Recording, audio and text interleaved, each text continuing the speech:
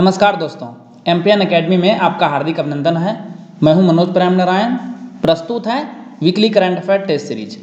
इस वीडियो में हम लोग 24 से लेकर 31 जुलाई 2020 तक के समसामयिक घटनाक्रम पर आधारित 30 महत्वपूर्ण मल्टीपल चॉइस क्वेश्चंस को हिंदी और इंग्लिश दोनों भाषाओं में व्याख्या के साथ हल करेंगे।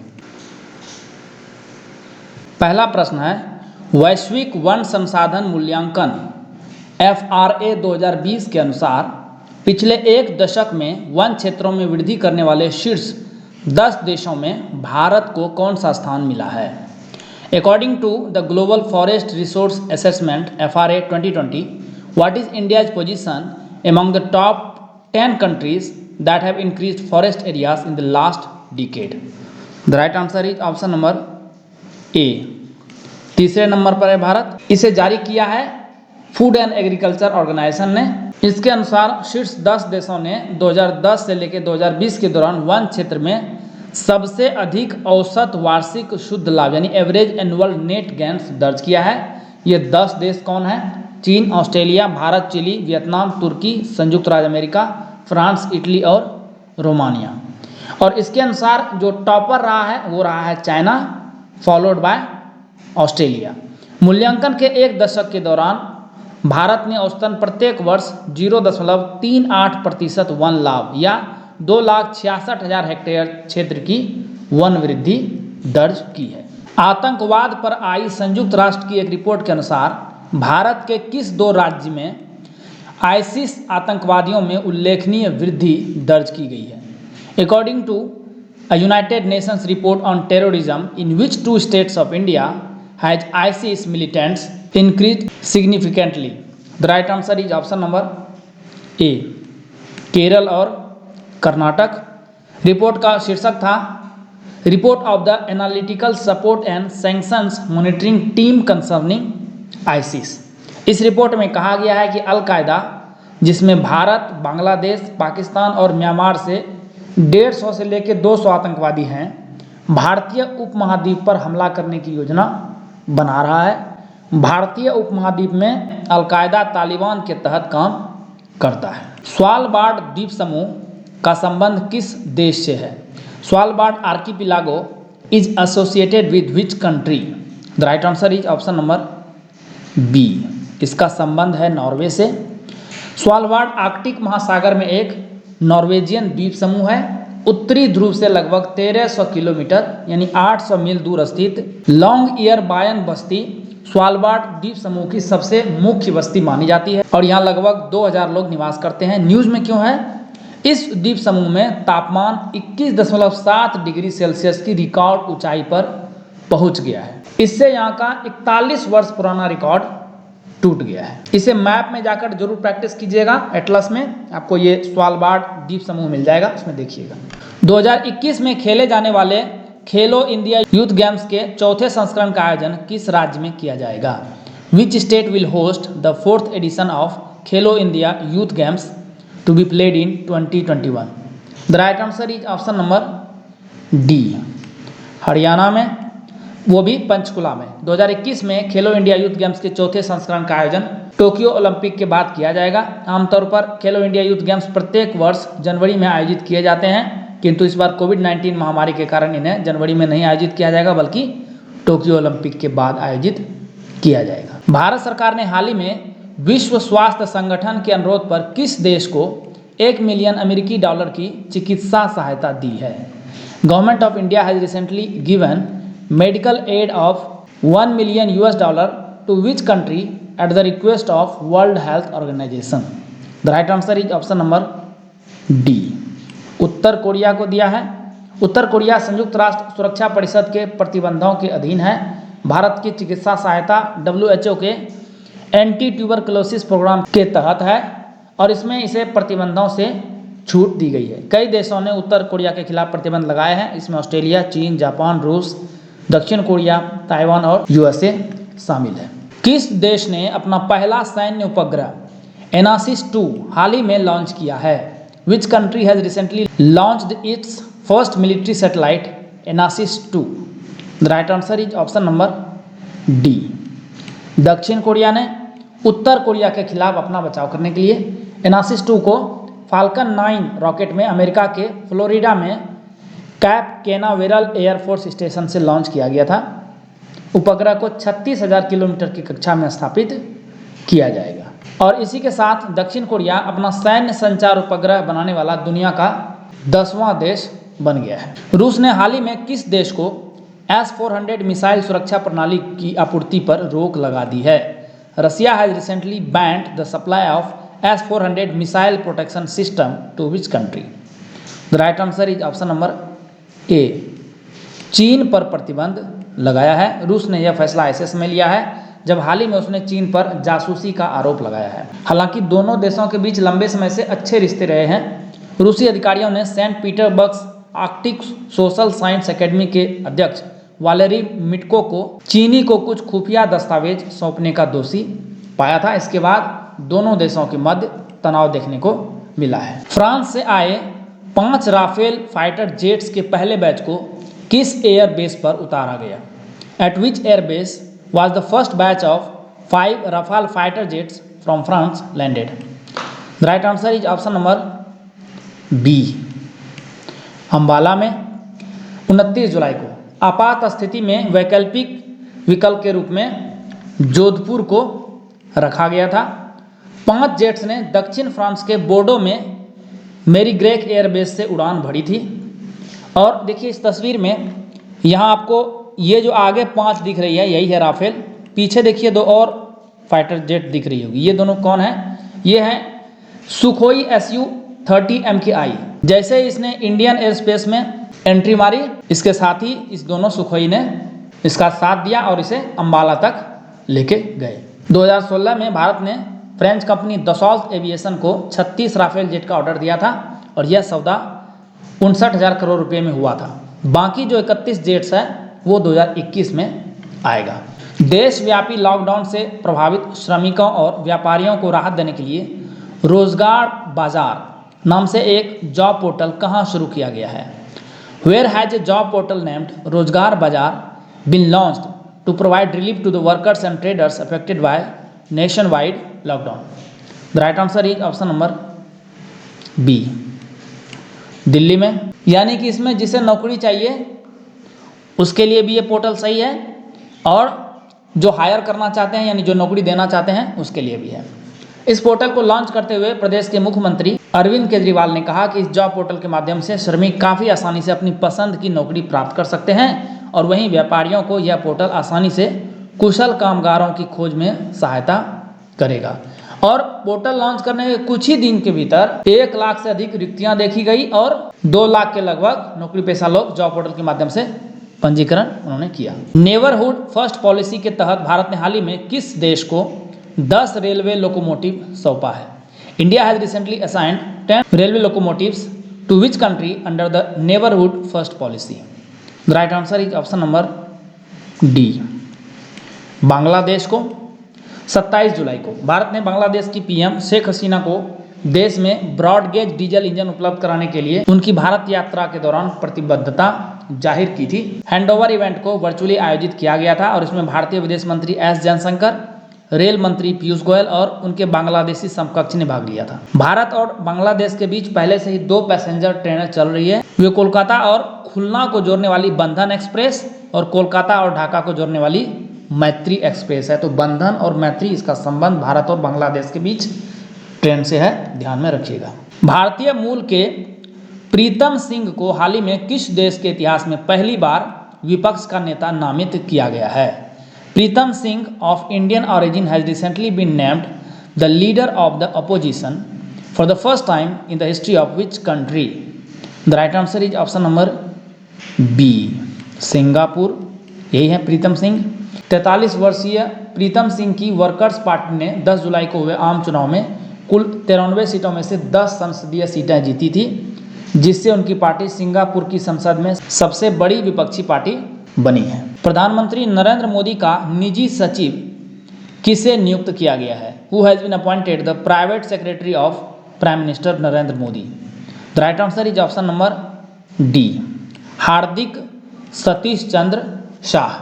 गुजरात कैडर के IAS अधिकारी हैं। इससे पहले राजीव टोपनो ये तैनात थे। कार्मिक मंत्रालय की तरफ से जारी आदेश के अनुसार प्रधानमंत्री की अध्यक्षता वाली मंत्रिमंडल की नियुक्ति समिति यानी ACC ने शाह की नियुक्ति को कोटर्मिनस आधार पर पदभार ग्रहण करने की तारीख या अगले आदेश तक इनमें से जो भी पहले हो को स्वीकृति दी है। इसमें से कुछ नाम बहुत महत्वपूर्ण हैं। PK सिन्हा ये कौन है? ये हैं प्रिंसिपल एडवाइज़र प्राइम मिनिस्टर के। PK मिश्रा कौन है? ये हैं प्रिंसिपल सेक्रेटरी प्राइम मिनिस्टर के। और अमरजीत सिन्हा ये हैं एडवाइज़र टू PM। काकरा पार परमाणु ऊर्जा परियोजना किस राज्य में स्थापित किया गया है?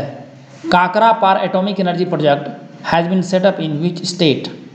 The right answer is option number A, Gujarat में। सूरत शहर से 80 किलोमीटर दूर ताप्ती नदी के किनारे है। यह देश का इकलौता सबसे बड़ा रिएक्टर है। न्यूज़ में क्यों है? परियोजना से जुड़े वैज्ञानिकों ने इस संयंत्र की तीसरी इकाई में पहली बार क्रांतिकता यानी क्रिटिकलिटी प्राप्त की है। इस पावर स्टेशन का रिएक्टर 3 पूरी तरह से स्वदेशी है, यानी मेक इन इंडिया प्रोजेक्ट की यह बहुत बड़ी सफलता है। 700 मेगावाट की क्षमता वाले इस ऊर्जा संयंत्र के सामान्य परिचालन स्थिति में आना इस बात का संकेत है कि अब यह संयंत्र ऊर्जा उत्पादन के लिए तैयार है। इसके पहले प्लांट की शुरुआत हुई थी 1993 में। इंटरनेशनल थर्मोन्यूक्लियर एक्सपेरिमेंटल रिएक्टर यानी ITER किस देश में बनाया जा रहा है? International thermonuclear experimental reactor ITER is being built in which country? This is the picture of that reactor. The right answer is option number B, France में। ITER एक प्रयोगात्मक टोकामक परमाणु संलयन रिएक्टर है जिसे दक्षिणी फ्रांस में बनाया जा रहा है। यह एक international nuclear fusion research and engineering mega project है जो दुनिया का सबसे बड़ा चुंबकीय परिशोधन प्लाज्मा भौतिकी प्रयोग होगा। नाभिकीय संलयन 2 हल्के नाभिक से एक एकल भारी नाभिक बनाने की प्रक्रिया होती है। न्यूज में क्यों है? क्योंकि इसकी स्थापना के 14 साल बाद, यानी स्थापना कब हुआ था इसका? 21 नवंबर 2006 को। तो इसके 14 साल बाद इसने असेंबलिंग फेज में प्रवेश किया है और इसे 2025 में ऑपरेशन में लाया जाएगा, यानी 2025 में इससे ऊर्जा उत्पादन शुरू हो जाएगा। ITER विश्व का सबसे बड़ा टोकामक होगा जो वर्तमान में कार्यरत सबसे बड़ी मशीन के आकार का 2 गुना तथा इसके प्लाज्मा चैम्बर का आयतन 10 गुना अधिक होगा। वित्त वर्ष 2020-21 के लिए केंद्र सरकार ने कितने लाख करोड़ रुपए का विनिवेश लक्ष्य रखा है? This investment target of how many lakh rupees has been set up by the union government for the financial year 2021? The right answer is option number B, 2,10,000 crore रुपये। इनमें से 1,20,000 करोड़ रुपये PSU के विनिवेश से आएंगे और 90,000 करोड़ रुपये वित्तीय संसाधनों में हिस्सेदारी बेचकर जुटाए जाएंगे। वित्त मंत्री निर्मला सीतारमण ने हाल ही में कहा कि सरकार उन 23 कंपनियों में हिस्सेदारी की प्रक्रिया को पूरी करने पर काम कर रही है जिनके विनिवेश को कैबिनेट से मंजूरी मिल चुकी है। किस स्पेस स्टार्टअप कंपनी ने भारत की पहली इन ऑर्बिट स्पेस मलबा निगरानी और ट्रैकिंग प्रणाली विकसित की है? Which space startup company has developed India's first in orbit space debris monitoring and tracking system? The right answer is option number D, Digantara उस स्पेस कंपनी का नाम है और ये इंडिया की first air and space surveillance company है। यह system लीडार यानी लाइट डिटेक्शन एंड रेंजिंग तकनीक पर काम करता है। स्टार्टअप द्वारा विकसित यह प्रणाली वैश्विक वास्तविक समय पृथ्वी निगरानी प्रदान करेगी। यह कार्य लो अर्थ ऑर्बिट में लागत कुशल नैनो उपग्रहों के एक नक्षत्र को तैनात करके प्राप्त किया जाएगा, जिसकी तस्वीर आप देख सकते हैं मॉडल के रूप में। यह लो अर्थ ऑर्बिट 1000 किलोमीटर से कम की ऊंचाई पर स्थित है। भारत में मूल कंपनी वॉलमार्ट इंक के सर्वोत्तम मूल्य थोक कैश एंड कैरी व्यापार का अधिग्रहण हाल ही में किस कंपनी ने किया है? Which company has recently acquired the best value wholesale cash and carry business of parent company Walmart Inc in India? The right answer is option number C, Flipkart ने किया है। इस कदम से फ्लिपकार्ट अगले महीने फ्लिपकार्ट होलसेल नामक एक डिजिटल मार्केट प्लेस लॉन्च कर सकेगी। इससे अमेजन के साथ बेहतर प्रतिस्पर्धा करने के लिए इस ई-कॉमर्स फर्म की होलसेल ऑफरिंग्स को भी मजबूती मिलेगी। वॉलमार्ट 2009 से भारत में best price wholesale cash and carry stores चला रहा है। इस अमेरिकी रिटेल दिग्गज ने वर्ष 2018 में फ्लिपकार्ट में 16,000 बिलियन अमेरिकी डॉलर की एक नियंत्रित हिस्सेदारी खरीदी थी। किस राज्य में जन्मी प्रसिद्ध अभिनेत्री कुमकुम का निधन हाल ही में हो गया? Famous actress Kumkum who passed away recently was born in which state? The right answer is option number A. इनका जन्म हुआ था बिहार में। शेखपुरा के हुसैनाबाद के नवाब मंजूर हसन की बेटी थी। इनका निधन 28 जुलाई को हुआ। ये 86 वर्ष की थी। इन्होंने वर्ष 1963 में पहली भोजपुरी फिल्म गंगा मैया तो है पियरी चढ़ेबो में अभिनय की थी। इन्होंने 100 से भी अधिक फिल्मों में काम किया है, जिसमें से कुछ प्रमुख फिल्में हैं मिस्टर एक्स इन बॉम्बे, मदर इंडिया, कोहिनूर, आंखें, ललकार, नया दौर, उजाला, आर पार और CID। किस राज्य में भारतीय नौसेना का सबसे बड़ा सौर ऊर्जा संयंत्र हाल ही में लगाया गया है? Largest solar power plant of Indian navy has recently been commissioned in which state? The right answer is option number A, Kerala में। इंडियन नेवल अकेडमी एजिमाला में 3 मेगावाट के सौर ऊर्जा संयंत्र की शुरुआत की गई है। इस संयंत्र के लिए सभी उपकरणों की आपूर्ति स्थानीय स्तर पर की गई है, यानी ये फुली तरह से मेक इन इंडिया प्रोजेक्ट है, जिसमें नवीनतम तकनीक पर आधारित 9180 मोनोक्रिस्टलाइन सौर पैनल शामिल है। IRCTC ने किस बैंक के साथ मिलकर रुपे कार्ड लॉन्च किया है? IRCTC has launched RuPay card in association with which bank? The right answer is option number D, भारतीय स्टेट बैंक, SBI। इसके तहत यात्रियों को टिकट बुकिंग पर न सिर्फ बचत होगी बल्कि और भी कई लाभ मिलेंगे। IRCTC और SBI कार्ड ने अपना सह ब्रांड रुपे क्रेडिट कार्ड यानी IRCTC SBI रुपे कार्ड, इसका संयुक्त नाम होगा, पेश किया है। यह कार्ड संपर्क रहित भुगतान की सुविधा देता है। IRCTC पर इस कार्ड से टिकट बुकिंग का भुगतान करने पर ग्राहकों को रेलवे की वातानुकूलित श्रेणियों प्रथम, द्वितीय, तृतीय, executive chair car, AC chair car के किराए में 10% तक का कैशबैक मिलेगा। किस संस्था द्वारा हाल ही में एक अभिनव प्रतियोगिता डेयर टू ड्रीम 2.0 शुरू की गई है? Which organisation has recently launched an innovative competition dare to dream 2.0? The right answer is option number C, DRDO। प्रतियोगिता का शुभारंभ डॉक्टर APJ अब्दुल कलाम की 5वीं पुण्यतिथि जो कि 27 जुलाई 2020 को था, उसके अवसर पर किया गया। डेयर टू ड्रीम एक ओपन चैलेंज है जो देश में इनोवेटर्स और स्टार्टअप्स को बढ़ावा देती है। इसे इमर्जिंग टेक्नोलॉजीज को बढ़ावा देने के लिए लॉन्च किया गया है। यह चुनौती व्यक्तियों और स्टार्टअप्स को एरोस्पेस टेक्नोलॉजीज में नवाचार के लिए बढ़ावा देती है और विजेताओं के लिए पुरस्कार राशि 10 लाख रुपये तक है। कोविड-19 महामारी से मुकाबला करने के लिए आश्रय नाम से एक मेडिकल बेड आइसोलेशन प्रणाली किस संस्थान द्वारा विकसित किया गया है? Medical bed isolation system named Aashray has been developed by which institution to combat the कोविड-19 पेंडेमिक?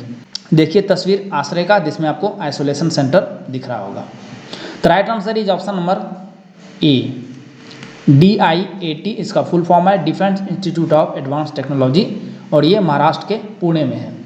यह कोविड-19 से संक्रमित रोगियों के उचित अलगाव को बनाए रखने के लिए एक कम लागत और रीयूजेबल योग्य समाधान है। यह उत्पाद डिजाइन के लिहाज से मॉड्यूलर और पोर्टेबल है तथा इसका प्रयोग विभिन्न आवश्यकताओं के अनुरूप जैसे संस्थागत, अस्पतालों और घर या व्यक्तिगत आइसोलेशन आदि के लिए भी किया जा सकता है। इसके अंतर्गत एक बेड, मेज और एक कुर्सी को रखने का स्थान दिया गया है। इसकी लागत कितनी आती है? 10 बेड की एक इकाई के सेटअप की कुल लागत है 1 लाख रुपये और होम आइसोलेशन के लिए 15,000 रुपये। मार्स 2020 मिशन किस अंतरिक्ष एजेंसी द्वारा लॉन्च किया गया है? Mission Mars 2020 has been launched by which space agency? The right answer is option number C, दुनिया की सबसे बेस्ट, नासा द्वारा। यह अमेरिकी अंतरिक्ष एजेंसी है। इस मिशन में परसिवेरेंस रोवर को मंगल की सतह पर भेजा जा रहा है। अपने मिशन के दौरान यह रोवर नासा के सतह पर पुराने जीवन की जानकारी इकट्ठी करेगा। इसके अतिरिक्त यह रोवर मंगल की सतह से पत्थर और मिट्टी को धरती पर लेकर आएगा और यह मिशन 48,000 किलोमीटर की यात्रा पूरी कर फरवरी 2021 में मंगल ग्रह पर पहुंचेगा। पृथ्वी विज्ञान मंत्रालय ने मौसम का पूर्वानुमान करने के लिए हाल ही में किस मोबाइल ऐप को लॉन्च किया है? Which mobile app has been recently launched by the ministry of earth sciences to forecast the weather? The right answer is option number D, इसका नाम है मौसम। इस मंत्रालय के 14वें स्थापना दिवस 27 जुलाई के अवसर पर इसे लॉन्च किया गया। इस ऐप को अंतर्राष्ट्रीय अर्ध शुष्क उष्णकटिबंधीय फसल अनुसंधान संस्थान, भारतीय उष्णकटिबंधीय मौसम विज्ञान संस्थान और भारतीय मौसम विज्ञान विभाग द्वारा संयुक्त रूप से डिजाइन और विकसित किया गया है। यह लगभग 800 स्टेशन और जिलों के लिए स्थानीय मौसम की घटना और उनकी तीव्रता के लिए अब 3-3 घंटे की चेतावनी जारी करेगी। साथ साथ में 200 शहरों के लिए दिन में 8 बार ये अपडेट जारी करेगा। दोस्तों, यदि आप इस चैनल पर नए हैं और इस चैनल पर प्रसारित होने वाले करंट अफेयर्स का PDF संपूर्ण व्याख्या के साथ प्राप्त करना चाहते हैं, यानी मैं जो भी बोल रहा हूँ उस PDF में वो मेंशन रहे, तो इसके बारे में जानकारी वीडियो के अंत में दी जाएगी। दोस्तों, इन PDF के माध्यम से आप इस आधे घंटे के प्रोग्राम को 5 से 6 मिनट में आसानी से रिवाइज कर पाएंगे, जो आपको बहुत सारा टाइम बचा के देगा, जिससे एग्जाम की तैयारी करने में आपको बहुत हेल्प मिलेगी। उपन्यास बर्न्ट शुगर के लेखक कौन है? Who is the author of the novel Burnt Sugar? The right answer is option number B, Avni Joshi. Dubai में रहने वाली भारतीय मूल की लेखिका है। न्यूज में क्यों है? इस उपन्यास के लिए प्रतिष्ठित 2020 बुकर पुरस्कार के लिए चुने गए 13 लेखकों की सूची में शामिल किया गया है। भारतीय मानक व्यवस्था के तहत भारत ने मार्च 2021 तक अनिवार्य रूप से कितने वस्तुओं को शामिल करने की घोषणा की है? Under the Indian standard system, India has announced to include essentially how many items by March 2021? The right answer is option number C, 371, 371। इन वस्तुओं में उपभोक्ता इलेक्ट्रॉनिक्स, खिलौने, कागज, ग्लास, रबर का सामान, भारी मशीनरी, स्टील बार और स्टील ट्यूब शामिल है। इनमें से अधिकांश आइटम जो भारत ने अपनी गुणवत्ता प्रतिबंध व्यवस्था के तहत शामिल करने की योजना बनाई है, वे बड़े पैमाने पर चीन से आयात किए जाते थे। तो चीन के सामान को तो हम लोग धीरे धीरे बैन करते ही जा रहे हैं, उसी के तहत ये कदम उठाया गया है, यानी ये आत्मनिर्भर भारत का हिस्सा है। किस क्षेत्र से जुड़ी एक मशहूर हस्ती अमला शंकर का निधन हाल ही में हो गया? अमला Shankar, a famous personality associated with which field has passed away recently? The right answer is option number B. इनका संबंध नृत्य यानी डांस से था। 24 जुलाई को मशहूर नृत्यांगना एवं कोरियोग्राफर का निधन 101 वर्ष की उम्र में कोलकाता में हो गया। इनका जन्म 1919 में जसोर यानी वर्तमान बांग्लादेश में अविभाजित बंगाल में हुआ था। अमला शंकर ने अपना पहला स्टेज प्रदर्शन वर्ष 1931 में बेल्जियम में किया था। कला के क्षेत्र में अमला शंकर के योगदान को देखते हुए उन्हें 2011 में बंगाल सरकार ने बंगा विभूषण से सम्मानित किया था। वहीं 2012 में इन्हें संगीत नाटक अकादमी टैगोर रत्न पुरस्कार से भी सम्मानित किया जा चुका है। भारत का सबसे बड़ा टाइगर रिजर्व किस नदी के किनारे अवस्थित है? India's largest tiger reserve is situated on the banks of which river? तो सबसे पहले तो उसका नाम जानिए, उसका नाम क्या है? उसका नाम है Nagarjuna Sagar Srisailam tiger reserve NSTR, और वो ऑप्शन नंबर सी कृष्णा नदी के किनारे अवस्थित है। यह आंध्र प्रदेश और तेलंगाना के 5 जिलों में विस्तारित है। 1978 में अधिसूचित किया गया था तथा 1983 में इसे प्रोजेक्ट टाइगर के तहत शामिल किया गया। 1992 में इसका नाम परिवर्तित कर राजीव गांधी वन्य जीव अभयारण्य कर दिया गया था। न्यूज में क्यों है? 28 जुलाई को भारत सरकार द्वारा जारी status of tigers co predators and prey in India पर नवीनतम रिपोर्ट में इस बात पर जोर दिया गया है कि NSTR में बाघों के स्वास्थ्य एवं विकास के लिए शिकार की कमी हो गई है। भारत में बाघों की सबसे अधिक संख्या किस टाइगर रिजर्व में है? Which tiger reserve has the largest number of tigers in India? The right answer is option number B, Corbett tiger reserve. और ये कहाँ पर है? ये उत्तराखंड में है और यहाँ पर 231 बाघ हैं। सेकेंड नंबर पे है सी, नागरहोल टाइगर रिजर्व 127 कर्नाटका में, और थर्ड नंबर पर है बांदीपुर टाइगर रिजर्व, ये भी कर्नाटका में, यहाँ पर 126 बाघ हैं। केंद्रीय पर्यावरण, वन और जलवायु परिवर्तन मंत्रालय ने हर साल 29 जुलाई को मनाए जाने वाले वैश्विक बाघ दिवस की पूर्व संध्या पर अखिल भारतीय बाघ अनुमान सर्वेक्षण 2018 की रिपोर्ट जारी की है।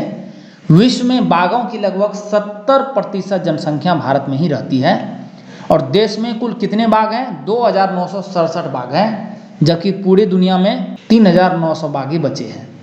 देश में कुल कितने टाइगर रिजर्व हैं? 50। इनमें से 3 ऐसे टाइगर रिजर्व हैं जहाँ पर एक भी बाघ नहीं है। ये 3 टाइगर रिजर्व कौन कौन है? डंपा रिजर्व मिजोरम, बक्सा रिजर्व पश्चिम बंगाल और पलामू रिजर्व झारखंड। जबकि राज्यों के हिसाब से देखा जाए तो सबसे अधिक बाघों की संख्या मध्य प्रदेश में है, जहाँ पर है 526 बाघ।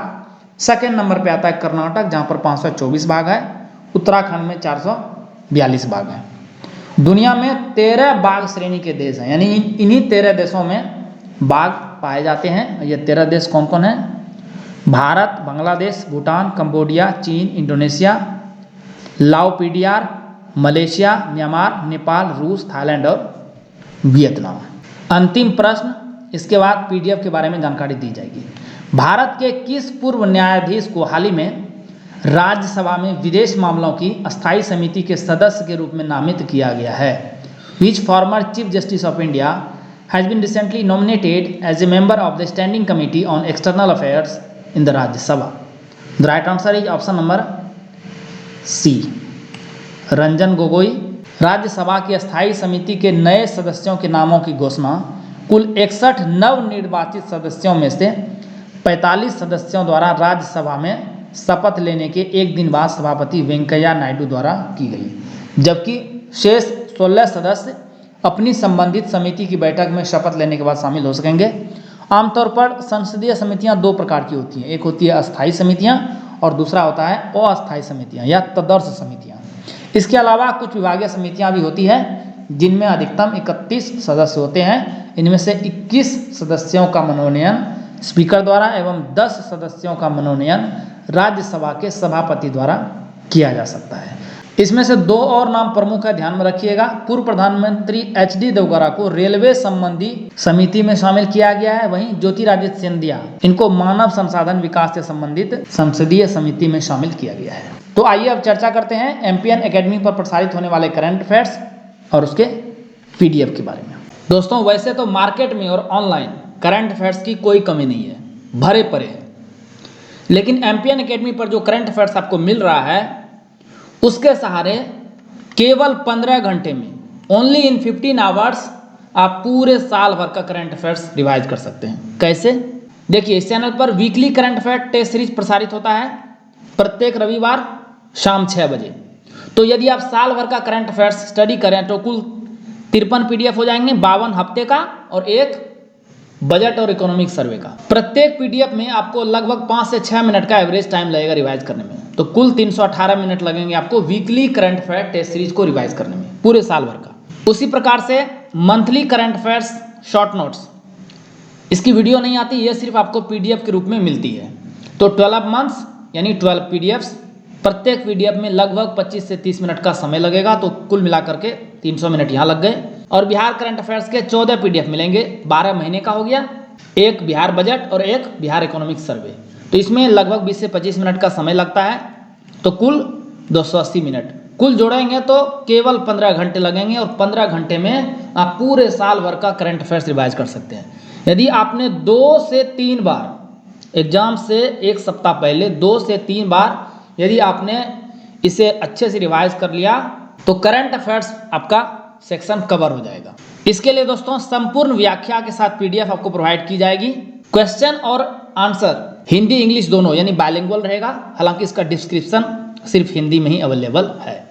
इसके लिए एक बहुत ही साधारण शुल्क है, एनुअल फी है, एक ही टाइम पे करना है 600 रुपीज़ और आपको सारे पीडीएफ आपको मिल जाएंगे। बैंकिंग डिटेल दिया हुआ है, प्रियंका कुमारी के नाम से अकाउंट है, इसमें आई नहीं है, ध्यान रखिएगा। आईएफएससी कोड और अकाउंट नंबर दिया गया है, साथ में पेटीएम, फोनपे, यूपीआई और गूगल पे के थ्रू से पे कर सकते हैं। एक ही नंबर है 7366005556, ये व्हाट्सएप नंबर भी है।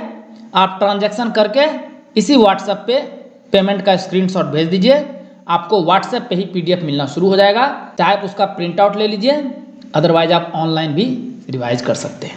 वीडियो देखने के लिए बहुत बहुत धन्यवाद। Please write down your score in the comment section. All the best for your preparations.